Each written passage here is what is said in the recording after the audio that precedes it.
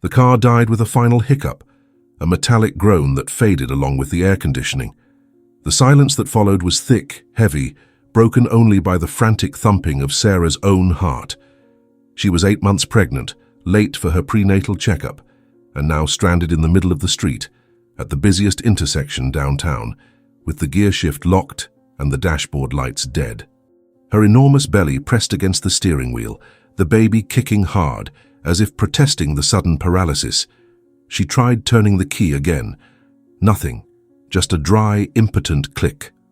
With a sigh that came from the depths of exhaustion, she grabbed her phone, dialed her husband's number, Mike. The call rang and went to voicemail. "Mike, honey, the car broke down. I think it's the battery. I'm on Main Street, right in front of that glass-fronted hotel. Can you come help me?" She hung up, her hands shaking. Her back throbbed with a dull, constant ache. Before she could try again, a text from him popped up. "In an important meeting. Can't leave now. Call the insurance, that's what we pay for. Update me later." The air escaped Sarah's lungs. She closed her eyes for a second, feeling the loneliness of the situation tighten around her throat. She obeyed, called the insurance company, explained the situation with a voice that tried to sound steady. They were polite, efficient, said the tow truck would arrive in up to 40 minutes. She knew what that meant in the city's chaotic traffic. An eternity. She climbed out of the car with difficulty, the weight of her belly throwing off her center of gravity. The concrete sidewalk was scorching. She leaned carefully against the hot side of the vehicle, sliding down until she sat on the curb, her aching legs stretched out in front. The afternoon sun beat down on her face. She pulled a handkerchief from her purse and wiped the back of her neck, where sweat was starting to trickle. People passed by, some glancing with pity, most ignoring. Just another pregnant woman abandoned to her fate in the city heat. She just wanted to be home, lying on the couch with her swollen feet elevated. The doctor's appointment was now a lesser worry compared to this exhausting mishap. That's when the soft whir of the hotel's revolving door beside her caught her attention. A mechanical, discreet noise, but it sounded loud in the forced quiet of her wait. She turned her head, her gaze empty without expectation, and froze. Mike emerged through the glass portal, a relaxed and satisfied smile on his face.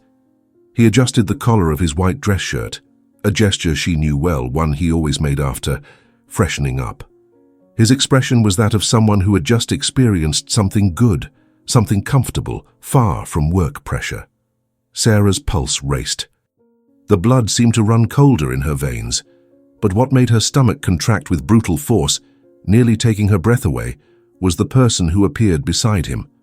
A woman, elegant, wearing an impeccable grey pantsuit, brown hair pulled back in a low bun. Sarah knew that silhouette, that way of walking, knew it very well. She blinked, trying to process. The world around her seemed to slow down, the traffic sounds turning into a muffled buzz. The woman wasn't a stranger. They knew each other, and Sarah knew exactly from where. The face was still turned sideways, but it was unmistakable. Her right hand gripped the rough edge of the curb. The fingers of her other hand pressed against her belly, where the baby was now moving, agitated, as if sensing the torrent of adrenaline flooding her mother's body. The couple stopped on the sidewalk, still under the hotel awning, laughing softly at something. Mike touched the woman's elbow, an intimate, casual touch. It was at that moment that the woman turned, her full face toward the street, her gaze sweeping over Mike and, by catastrophic chance, meeting Sarah's. Sarah's eyes narrowed. The blood that had seemed icy now burned in her face. She didn't scream, didn't cry. Her lips curved into a smile, cold, controlled, lethal. The hand that had trembled with fatigue was now firmly closed around her phone. She already knew exactly what to do. With a fluid, calculated motion, she raised the phone. The screen was clean, reflective. Her breathing, by some miracle, had steadied. The shake in her hands was gone, replaced by a steel firmness. She turned on the camera, framed her own face, the tiredness under her eyes, the strands of hair stuck to her forehead by humidity, the skin marked by pregnancy, and then adjusted the angle. In the background, perfectly clear through the lens, Mike and Victoria, the mother-in-law of her own daughter, still shared that intimate closeness, unsuspecting, smiles still fresh on their lips. The digital shutter made a silent click. The sound was muffled by the city noise, but to her it rang like thunder. Without hesitation, her fingers danced across the screen. Opened the family group chat in the Messenger app. That noisy group, full of memes, dinner photos, and plans for the future. The future that had just been imploded. Selected the photo. Her own image, pregnant and helpless on the sidewalk, and behind, the portrait of betrayal in its rawest form. Him, in a white shirt, relaxed. Her, in a pantsuit, the mother of her daughter's boyfriend. Typing the caption was the easiest part. The words emerged with cutting clarity. "Look who I found here all cozy." By chance, her finger hovered over send for a fraction of a second. One last deep breath, filling her lungs with hot air. She pressed the screen. The explosion was immediate and digital. First, a 3-second silence. Then, her phone started vibrating and beeping non-stop, convulsively, a swarm of notifications threatening to crash the device. It was her daughter, Jessica, who started the frenzy. A long voice message that Sarah didn't need to listen to know the content. The instant view was enough. The text message followed in all caps. "Mom, this is a joke, right? Answer me." Next, Jessica's boyfriend, Alex, son of Victoria, jumped into the group.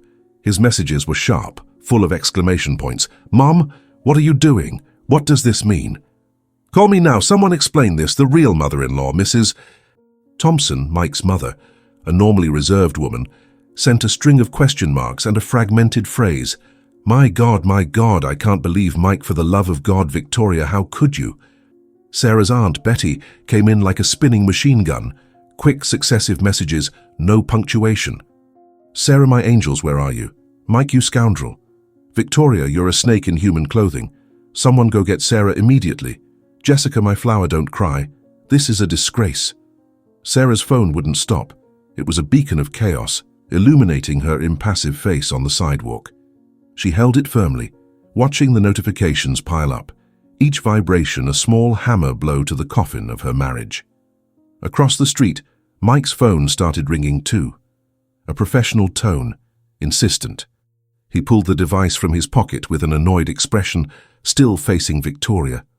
When his gaze met the screen, his face changed. The color drained from it in the blink of an eye, leaving a grayish pallor. His lips parted. His fingers trembled, holding the phone. He looked at Victoria, whose amusement had turned to confusion, and then slowly, as if moving against an overwhelming gravitational force, his head turned toward the opposite sidewalk. His eyes met Sarah's. She held his gaze, the phone still in her hand, the sent image glowing on the screen like a macabre trophy. There was no anger in her expression, just a deep, icy knowledge, the realization. Mike paled even more. It looked like his legs might give way. He swallowed hard, his hand instinctively going to his chest as if checking his own heartbeat. "Sarah?" The name came out as a hoarse whisper, lost in the avenue's noise. Victoria, sensing the catastrophic shift in the air, followed Mike's gaze. When she saw Sarah sitting on the curb, phone in hand, her composed face crumbled. Blood rushed to her cheeks, a blotch of pure panic. She took a step back, as if searching for an exit that didn't exist. Mike seemed to compose himself for a second, the successful man's facade trying to rise over the rubble. He pulled away from Victoria as if she were on fire and started crossing the street, dodging honking cars, his movements uncoordinated. "Honey, Sarah, for God's sake, calm down." He got close, his breathing ragged. The scent of his cologne, one she knew well, mixed with a strange floral aroma, Victoria's perfume. "This isn't what you think. I can explain everything." Sarah didn't move. She stayed seated, her prominent belly back against the hot car body.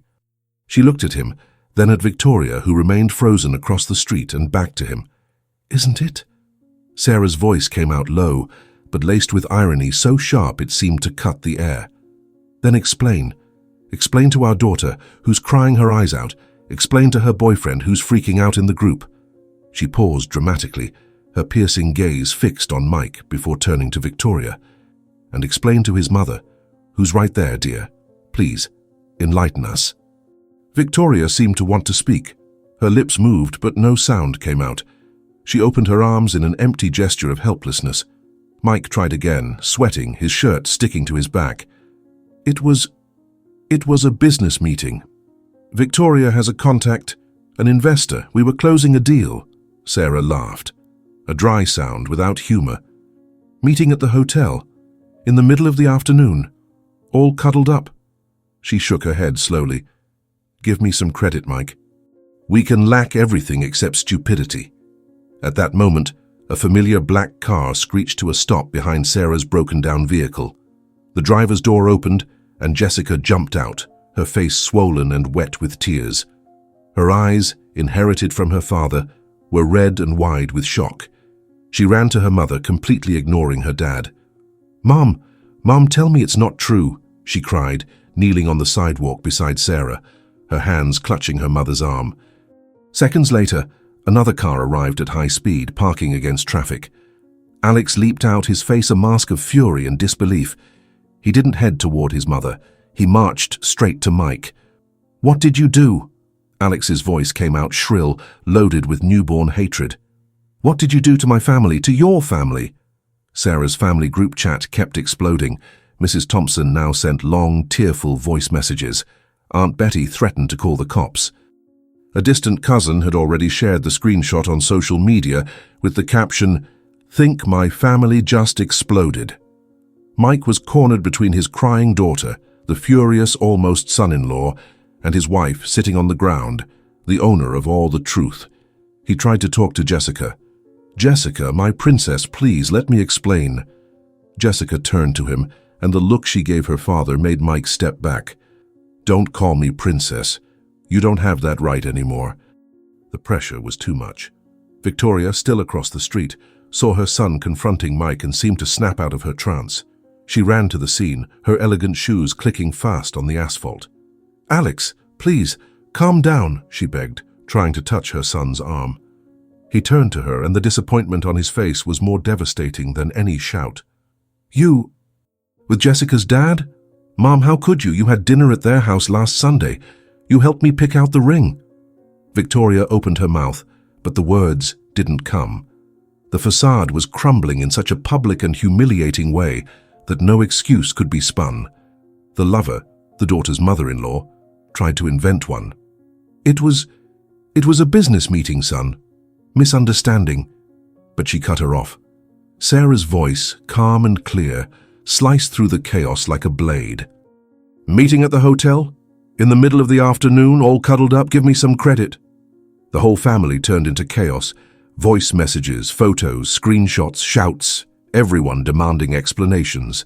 And a bigger bomb was still coming, pressed from all sides by her son's devastated look, by Sarah's silent fury, by the public shame. Something in Victoria broke. Her shoulders, once elegantly straight, slumped.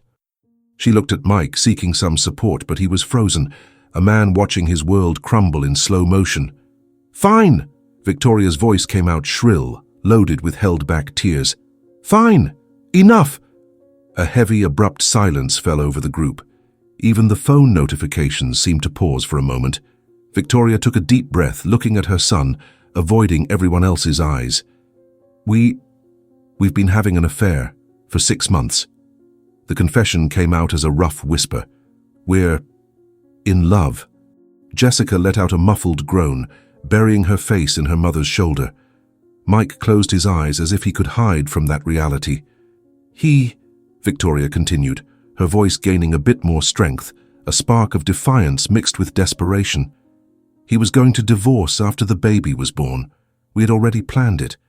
We were going to start a life together." The final revelation fell like a guillotine. It wasn't just an affair. It was a calculated betrayal. A cold plan that used Sarah's pregnancy as a timeline for a new life. The bomb wasn't just the betrayal, but the level of coldness behind it. Everyone looked at Sarah, expecting a collapse, screams, tears.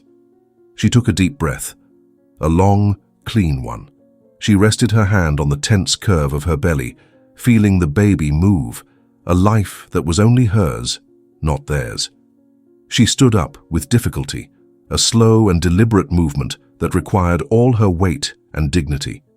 Jessica stepped back, looking at her mother with a mix of pity and admiration.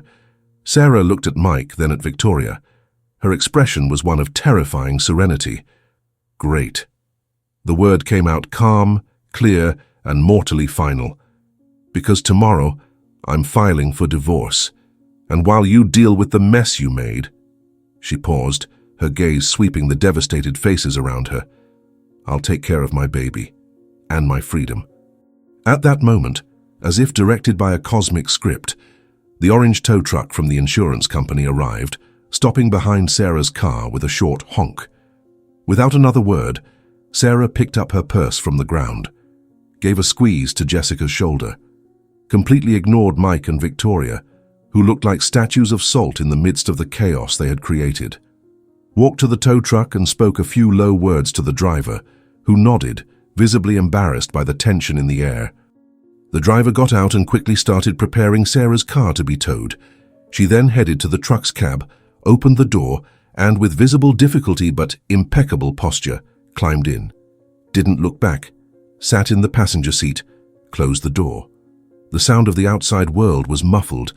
She looked out the window, seeing the silhouette of her husband and the lover shrunk on the sidewalk, embraced not by passion, but by desperation and public humiliation. The driver got in, gave her a hesitant glance. "Let's go," said Sarah, her voice firm. The tow truck shifted gears and pulled away from the curb, leaving behind the broken pieces of two families. That day, pregnant and betrayed, she didn't break. She awakened. The tow truck's engine rumbled, a low and steady sound filling the cab. Through the window, the scenery of her previous life paraded in slow motion. Mike and Victoria were still on the sidewalk, two diminutive figures cornered by the circle of people forming. A phone fell from Mike's hand and shattered on the asphalt. He didn't even seem to notice. The image of them shrinking in the rearview mirror was the last page of a chapter she had just slammed shut. Sarah turned her gaze to her own hands, resting on her belly. The adrenaline that had kept her steady was starting to fade, leaving behind a trail of fine, deep tremors. She felt them in her fingers, in her legs, an internal chill that the cab's stuffy heat couldn't warm. She breathed deeply, focusing on the sensation of the baby moving. That life was a fact, an anchor in the absolute chaos.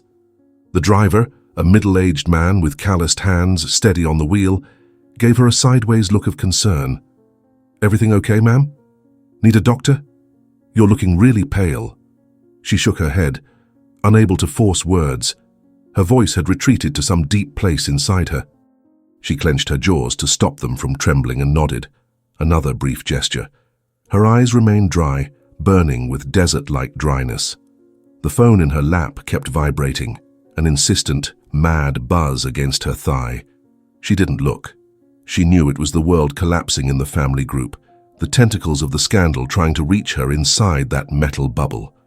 "Where are we taking the car?" the driver asked, his voice cautious. Sarah swallowed hard. Her own voice sounded strange to her when it finally came out. "To my house, please." She gave him the address.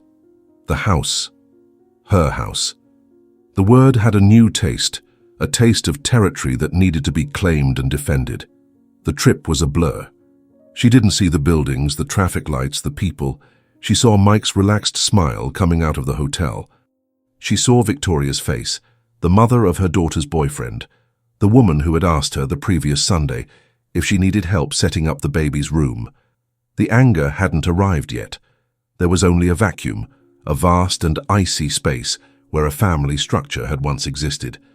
And in the center of that vacuum, a solid and cold core of decision. The tow truck stopped in front of the house. The house she and Mike had bought 5 years earlier, when Jessica entered her teens and they thought they needed more space for the future. The future. "Need help getting inside, ma'am?" The man seemed genuinely uncomfortable, not knowing how to handle this pregnant, motionless and silent woman. "I'm fine, thank you." She climbed down from the cab, her legs heavy as lead. The car keys were with the tow truck, but she had the house ones. The door opened with a familiar click. The interior air smelled of cleanliness and emptiness. Mike wouldn't be home today, maybe never again. She closed the door behind her and leaned against it, eyes closed. The house's silence was oppressive. Then, the phone vibrated again. It was Jessica. The call this time, not a message. Sarah answered. "Mom?"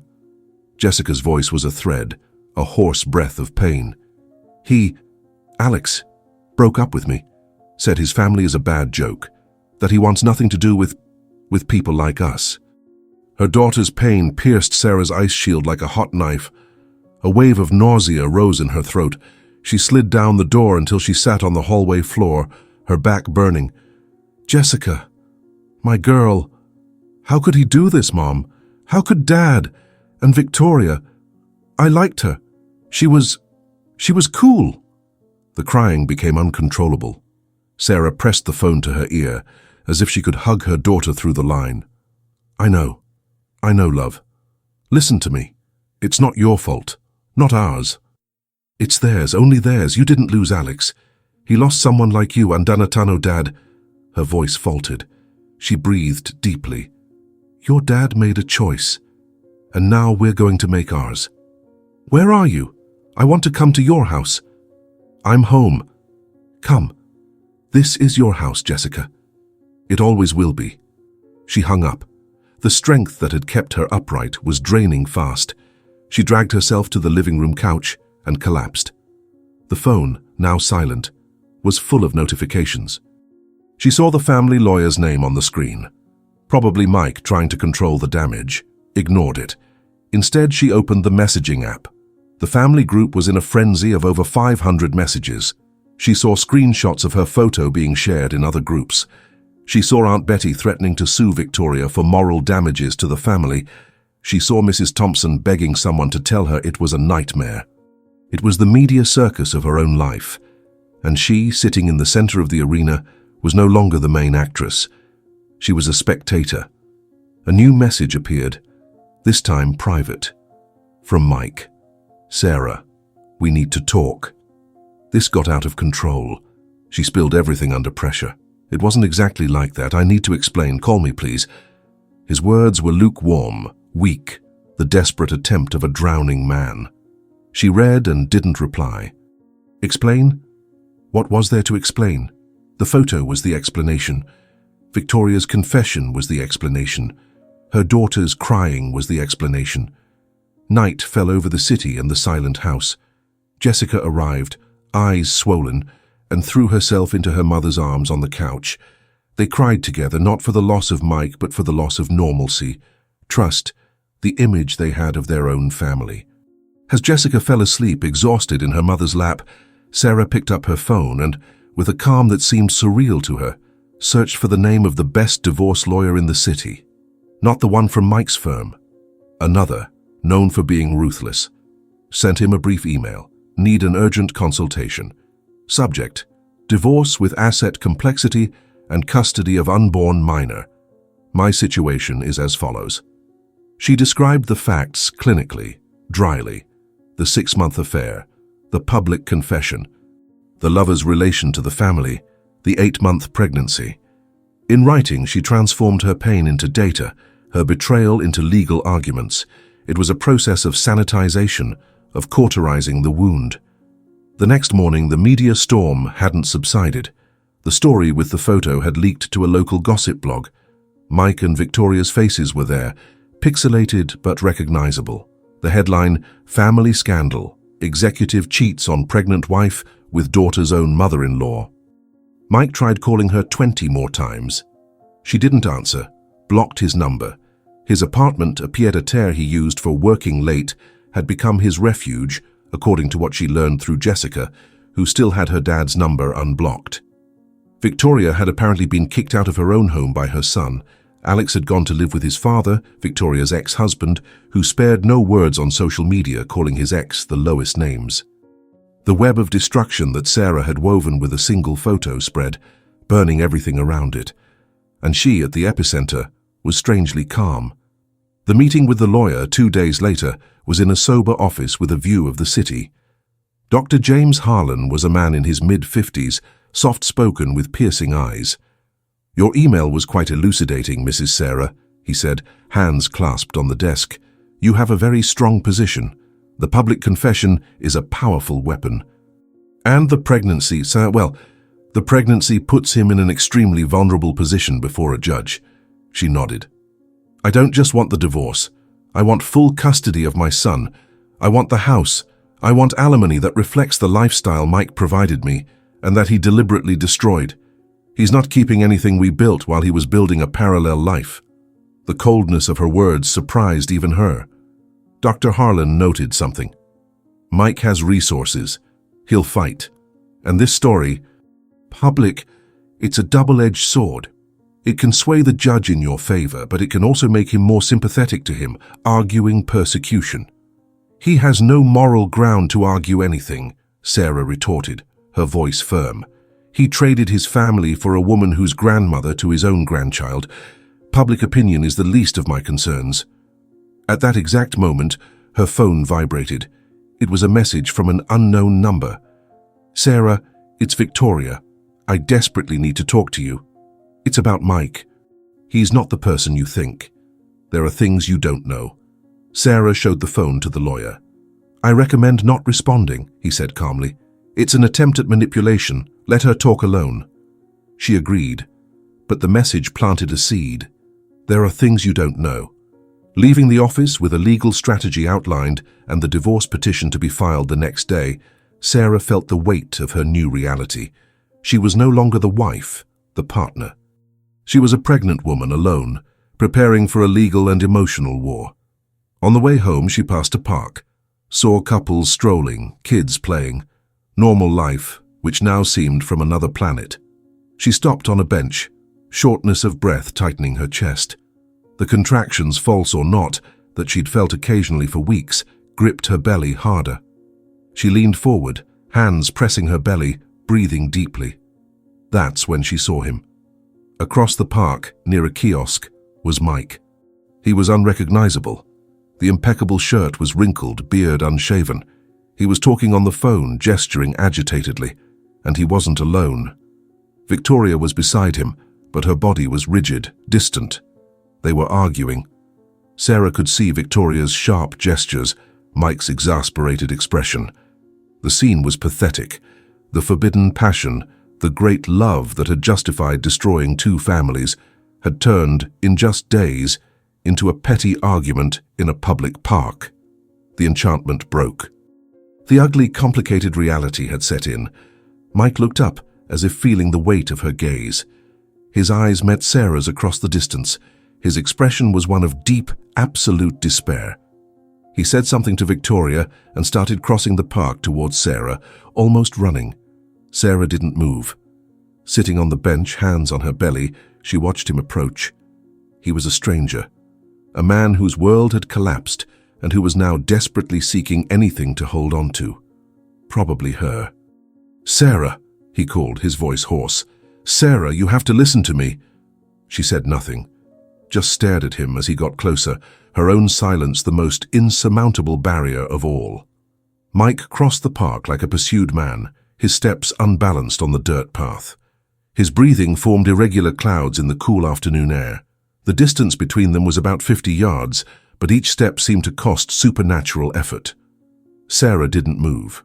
Her fingers gently pressed the side of her belly, where the baby gave a firm kick, as if protesting the agitation.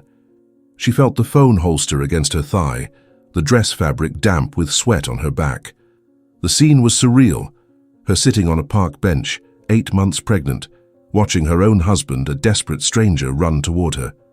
Sarah, he shouted again, his voice breaking in the middle of the park. Please. He got to about 5 yards away, panting, the smell of sweat and anxiety preceding him. His eyes were red, sunken. His right hand trembled uncontrollably. He won't answer me, Mike said, words coming out staggered. Alex blocked me, Jessica too. Even my mom won't talk to me. He swallowed hard, looking at her like she was the last lifeline in a shipwreck. You need to talk to them. Explain it wasn't exactly like that. Sarah maintained silence. Her face was a mask of icy calm. Only her dark, fixed eyes showed the intensity of observation. Victoria arrived behind him, but keeping distance. Her once perfect face was swollen, mascara smudged under her eyes. "Mike, stop this," she said, her voice low and tired. "It's ugly." He turned to her, a flash of anger in his gaze. "Ugly? Ugly was you blurting that out on the street, talking about our plan." "Our plan?" Victoria laughed, a bitter, broken sound. "It was your plan, Mike, always yours. I was confused." The baby kicked again, harder. Sarah felt a contraction. This one was deeper, a grip starting in her back and wrapping around the front of her belly. It lasted about 20 seconds. She didn't blink. Mike turned his attention back to Sarah, ignoring Victoria. "They're going to destroy me in the divorce. You sent the photo to everyone, even to my firm partner. He messaged me this morning. They're considering my exit." The contraction passed.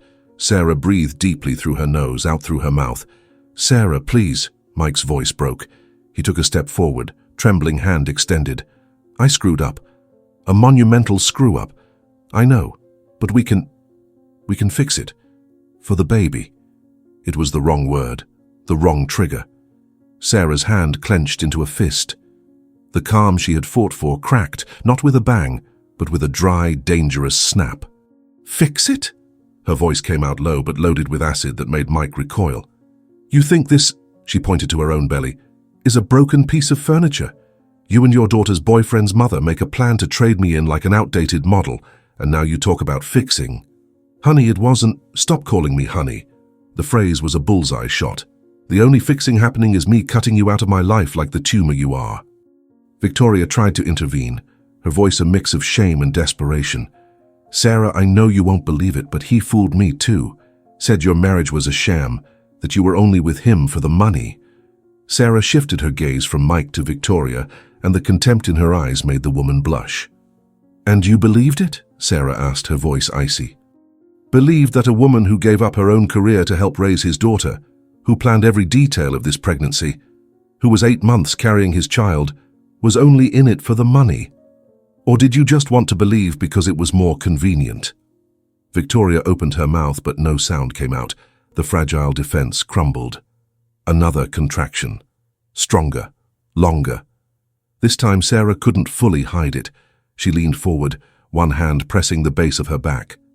Her fingers whitened from gripping the bench. Mike noticed. "Sarah, you okay?" She didn't answer.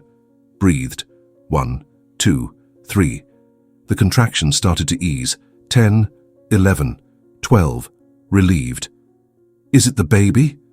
His voice had a tone of genuine panic. "Is it time?" The question hung in the air. Time. Time for what? The birth, the final judgment, everything. That's when Sarah's phone rang. The ringtone was the one she'd set for the maternity ward. She answered, keeping her eyes fixed on Mike. "Mrs. Sarah, this is Nurse Lisa from the clinic. We're seeing the data from your remote fetal monitor, detecting a pattern of regular contractions.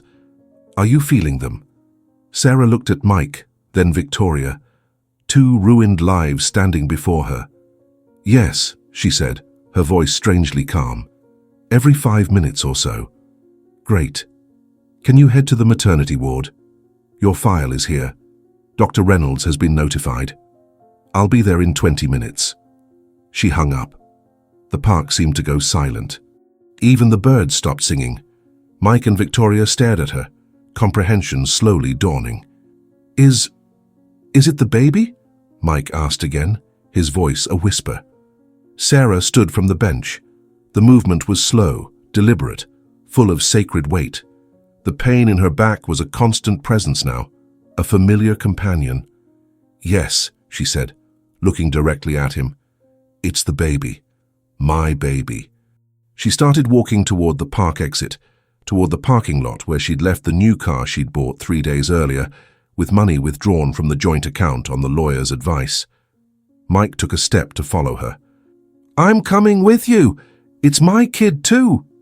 Sarah stopped, turned slowly. Her face was a landscape of irrevocable decisions. "Dr. James Harlan, my lawyer, will contact yours, discuss visitation terms."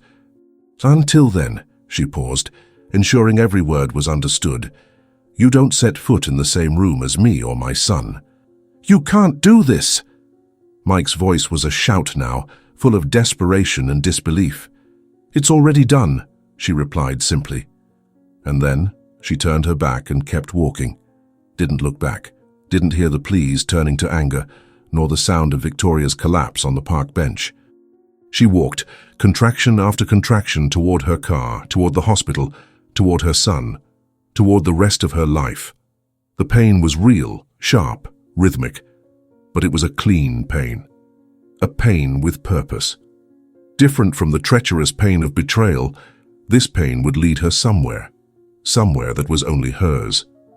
Arriving at the car, she rested her forehead on the steering wheel for a moment, breathing deeply as another contraction hit her. Stronger, closer. Then she started the car and drove to the hospital, alone, as she would always be from that moment on. And for the first time since the car broke down in front of that hotel, that thought didn't scare her. It strengthened her. The car felt like a bubble of distorted reality. Each contraction was a tide of molten iron enveloping her body, starting in her back and tightening in a band over the stretched skin of her belly. Sarah kept her hands firm on the wheel, knuckles white. The panting breath, learned in birthing classes, was the only sound inside the vehicle besides the soft engine hum. She wasn't crying, wasn't screaming. She focused on breaking the drive into manageable segments. To the next traffic light, to the next turn, to the next breath. The phone on the passenger seat vibrated. Mike. Then an unknown number, probably Victoria. Then Mike's mother. She ignored. The outside world, with its dramas and demands, had ceased to exist. There was only the road, the pain and the destination. She parked in the maternity lot with a surreal sense of detachment, got out of the car, legs trembling, and walked to the emergency entrance, stopping halfway to lean on a pole, eyes closed, as another contraction stronger dominated her. The pain was a living, ravenous animal gnawing at her insides. Inside the maternity ward, the white light and antiseptic smell were a shock.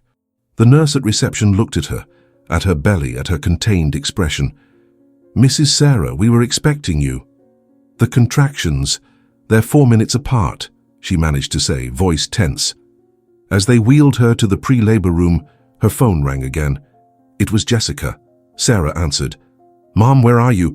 Dad called me desperate, said you're having the baby. Is it true?" "I'm at the maternity ward, love," said Sarah, her voice faltering for a moment as a new wave of pain hit. "Yes. It's on the way. I'm coming right now, don't worry." She barely hung up. The phone rang again. Dr. Harlan, the lawyer. "Mrs. Sarah, I got a very agitated call from your husband.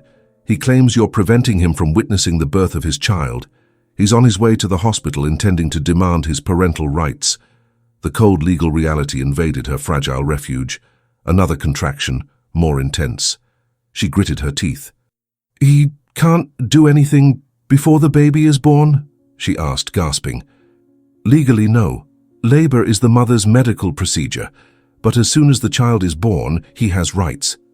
I recommend informing the medical team that you do not want his presence in the delivery room. They are obligated to comply." She did exactly that as soon as they put her in the room, while changing into a hospital gown. The midwife, a middle-aged woman with calm eyes, noted the information with a grave nod. "It's done, dear. Here, you're in command. No one enters without your authorization." The room's solitude was both terrifying and empowering. The contractions intensified, getting closer. The pain was a separate universe, a primitive place where there was no husband, no lover, no betrayal. Just the hard work of bringing a life into the world. She paced the room, stopping to grip the table or bed when the pain peaked, breathing with fierce focus. The door opened. It was Jessica. Face pale, eyes still marked by crying, but now full of new determination. "Mum," she said, crossing the room and taking Sarah's hand. She clung to her daughter's hand like a lifeline. For an hour, it was just the two of them, mother and daughter, against the inexorable tide of labor. Jessica spoke softly, encouraging, wiping her mother's forehead with a cool cloth. Then, the inevitable happened. The door opened again. Mike was there, standing in the hallway. He looked like he'd aged 10 years. His expression was a mix of genuine concern, desperation, and a spark of wounded entitlement. "Sarah," His voice came out hoarse. "Please, let me in. It's my kid too." Sarah, at the peak of a contraction, turned her face to the wall, shaking her head in denial. "Out," the midwife ordered, positioning herself firmly at the door. "The patient has not authorized your presence. I'm the father, and I'm the professional responsible for ensuring the mother has a safe, stress-free delivery. Out, or I'll call security." Mike stood there for a moment, shoulders slumped, looking at Sarah, who wouldn't meet his eyes. The humiliation and impotence on his face were almost palpable. He backed away and the door closed. From then on, labor accelerated. The pain became a single, continuous entity. The voices around her, the midwife, the nurse, Jessica, seemed to come from far away. The world reduced to a primal impulse. Push. "It's time, Sarah," said the doctor, who had entered silently. "On the next contraction, I want you to push." The effort was titanic. A tremor ran through her entire body. Every muscle, every fiber, focused on that single goal. There was no room for thought, only action. The sound that came from her was guttural, a low roar of pure, vital force. And then suddenly the unbearable pressure eased, followed by a brief, electrifying silence, broken by a strong, vigorous cry. "It's a boy, Sarah," said the doctor, lifting the baby, red and wrinkled, still connected to her by the cord. He placed the newborn on her chest. His warmth was overwhelming, the weight, tiny and perfect. She looked at that swollen face, the clenched little hands, and a wave of love so brutal and absolute that it hurt, swept away all the pain, all the fatigue, all the betrayal. The tears finally came. Silent, hot, washing not the pain, but the soul. It was in that moment of absolute purity, with her son on her chest and her daughter by her side, that the room door burst open violently. It wasn't Mike. It was Victoria. Her face was disfigured by fury and desperation. The elegance had completely evaporated. "He ruined me," she shouted, ignoring the intimate scene, pointing an accusing finger at Sarah. "Mike, because of you. He said it was a mistake, that he destroyed his family for nothing. And you with your saintly pose with your baby, you got everything." The midwife and a nurse tried to grab her, but Victoria dodged. "You think you won?" She spat the words, her eyes wild. "There's something you don't know, you old hag. Something that will destroy you too." Sarah, exhausted, enveloped in a post-birth halo of love, stared at Victoria. Not with hate, but with deep, deep pity. "Nothing you can say will destroy me now, Victoria," Sarah whispered, her voice hoarse but firm, arms protecting the baby. "Get out of here. You don't matter anymore." Security arrived, 2 uniformed men who firmly grabbed Victoria by the arms. She struggled, screaming as she was dragged out of the room. "Ask him. Ask Mike about the 200,000. Ask where the money from Jessica's college fund is. Ask." The door closed, muffling her screams. Silence returned to the room, heavy and charged. The baby whimpered softly on Sarah's chest. Jessica stood frozen, her face pale as marble. She looked at her mother, eyes wide. "Mum," she whispered, "my college fund." Sarah closed her eyes. The final bomb wasn't about the affair. It was about something much, much worse, and Victoria, in her final downfall, had launched it into the center of that room, poisoning the purest moment of her life. The exhaustion was total, the pain, now a throbbing residual ache. But the new mystery, the new stab, hung in the air, promising the war was far from over. She pressed her son to her chest. The battle for her daughter's money had just begun. The silence in the room was heavy as lead. The baby's soft cry on Sarah's chest seemed the only real sound in the world. Victoria's accusation echoed off the white walls, poisoning the air. Jessica's college fund. Sarah opened her eyes. The exhaustion was an anchor pulling her into the abyss, but a new clarity, fierce and protective, ignited in her. She looked at Jessica, whose face was a mask of incredulity and renewed betrayal. "Jessica!" Sarah's voice came out hoarse but firm. "Go to the door and tell security no one else enters here. No one. Then turn off your phone and mine." Jessica, moving like an automaton, obeyed. The click of the door closing and the electronic silence of the phones being turned off created a temporary, armed bubble of peace. As the nurse helped clean the baby and finish post-birth procedures, Sarah's mind worked with a coldness that surprised her. The investment fund for Jessica's college had been set up with half of an inheritance Sarah herself had received from her parents. Mike was the manager. He always said it was performing well, safe. As soon as she was alone with Jessica and the baby, whom, looking at his wrinkled little face, she mentally called Benjamin, she picked up the hospital phone and called Dr. Harlan. "It's Sarah. The baby is born. It's a boy. And I need you to listen." Without emotion, she reported Victoria's accusation. "I need you to check my daughter Jessica's investment fund immediately and freeze any remaining assets of Mike's you can." The lawyer's response came hours later, late in the day, when Sarah had been transferred to a private room. Dr. Harlan's voice was grave over the phone. "Mrs. Sarah, I checked. The fund was emptied 3 months ago. The amount of $200,000 was transferred to a shell account and then vanished. The transactions were made by Mike." Sarah looked at Jessica, who was holding her sleeping brother. She saw her daughter's face slowly crumble. There were no more tears, just a deep emptiness. "He paid the down payment on an apartment for Victoria," Jessica whispered, her voice flat. "Alex's mom. He used my future to buy an apartment for his lover. It was the final blow. More than the betrayal, more than the humiliation, stealing her daughter's future was definitive proof of Mike's moral ruin." The next morning, Sarah woke with the decision made. While nursing Benjamin, she dictated a message to Dr. Harlan, authorizing him to pursue all possible actions: divorce on grounds of spouse's fault, recovery of the $200,000, asset seizure request. Mike tried visiting her countless times, sent flowers, letters. She refused everything. The nurse was her sentinel. The only message she accepted to hear through the lawyer was his unconditional surrender. He accepted all divorce terms. The house was hers. The alimony she demanded was his to pay. He wouldn't fight for custody, only request supervised visits. He was a broken man, professionally and financially ruined, his reputation reduced to dust. The passion for Victoria had evaporated under the scorching sun of scandal and consequences. Victoria was found, days later, in the new apartment. An overdose of pills. It was a cry of desperation that took her to a recovery clinic. Her name became synonymous with shame. Alex cut all ties with his mother, and after a period of pain and anger, grew closer to Jessica, united by the same wound. 6 months later, Sarah was in the living room of her house, the same one she had almost lost. Afternoon light streamed through the window, illuminating Benjamin, who played on a mat on the floor. He was a calm baby, with an easy laugh.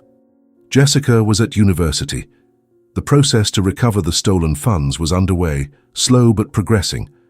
Mike lived in a rented apartment, and his bi-weekly visits to Benjamin were supervised and full of silent sadness. Sarah looked around. The house had a new energy. Mike's belongings were gone. The photos of them together were stored away. There were law books scattered on the coffee table.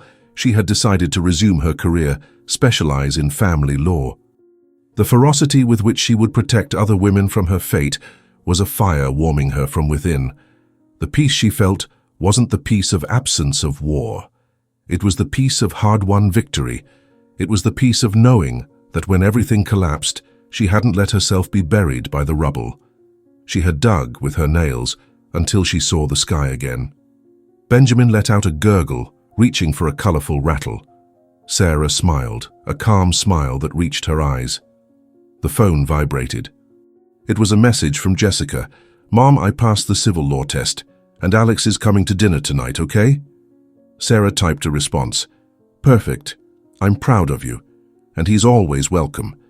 She set the phone aside and lifted Benjamin, smelling his sweet baby scent. He grabbed her finger with his tiny hand with surprising strength. Life wasn't fair. She had learned that in the cruelest way. But life went on. And she, Sarah, pregnant and betrayed on the sidewalk of a hotel, hadn't broken. She had awakened, and awakened stronger, wiser, and finally owner of herself. The past was a scar, the future, an open field, and she was ready to walk. What did you think of this story? From 0 to 10, what rating would you give it? Subscribe to the channel and click on the bell to receive all our stories. And take the opportunity to watch another amazing story by clicking on the screen. Thank you, and see you next time.